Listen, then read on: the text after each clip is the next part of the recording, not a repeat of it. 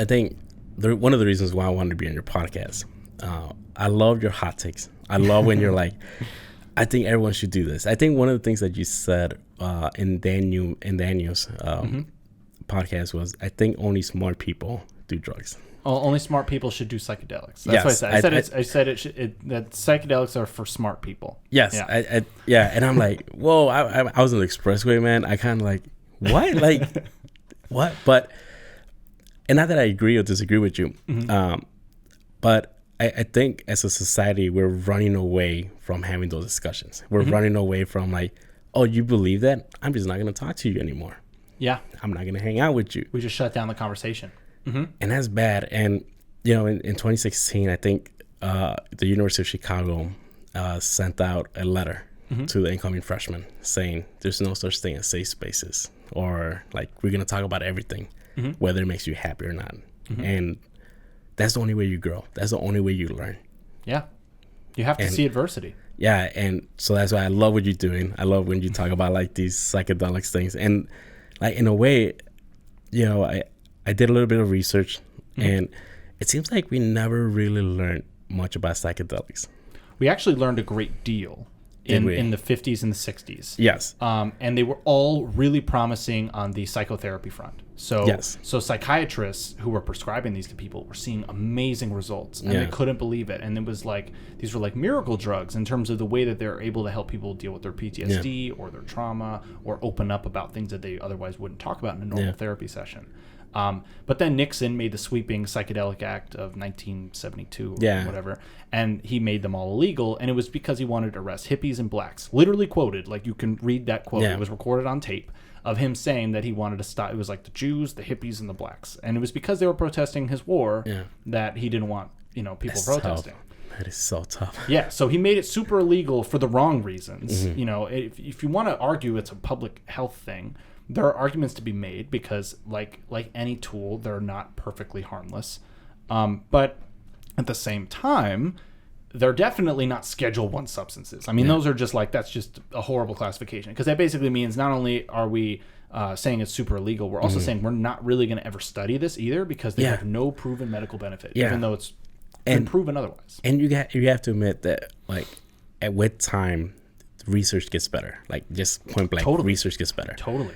So the research that was done, and the technology, all that. Yeah, and the research that was done in the 1950s, 60s, like, what more could we found out if we kept doing it? If we kept doing it, right? You think about that, and something that Michael Pollan talks about in his book is that it's unprecedented in any field of science that we would see promising results and halt all of it for 50 years. It's unprecedented. Yeah. So the fact that we're finally getting back on track, Denver just decriminalized mushrooms. Yeah, I saw crazy. That. Oakland is on this way, I believe. Oakland potentially, yeah. So you know we have some things moving in that direction. MDMA is the closest out of all the drugs, although I don't consider MDMA a psychedelic. It's like a pseudo psychedelic almost, and that is probably the closest to being greenlit because of its associations with PTSD with veterans.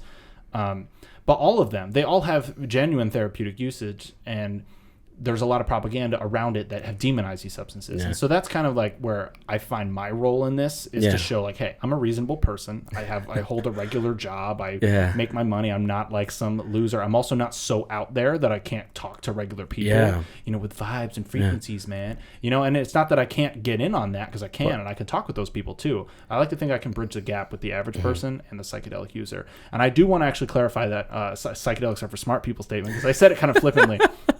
But when I said that, what I meant by that is that a smart person will get the most out of the experience, whereas like a dumb person could take the psychedelic and have a good time, but they might not get the deeper messages that are kind of instilled upon you during the experience about the nature of reality, about the nature of how you live as a person. You know, it still requires a certain level of like introspection and self-analysis that the drug facilitates, but it's still you. You're the one you're in the driver's seat. You're the one who's controlling that experience. And so that's why I was saying psychedelics are for smart people, because it's like the smart people are going to do that stuff and basically become Superman from it. Whereas other people would just do it and just think it's a recreational fun thing to do, which, you know, it can be. No, it can be both. Yeah. I've never done it. Like, I think I have never done weed, believe it or not.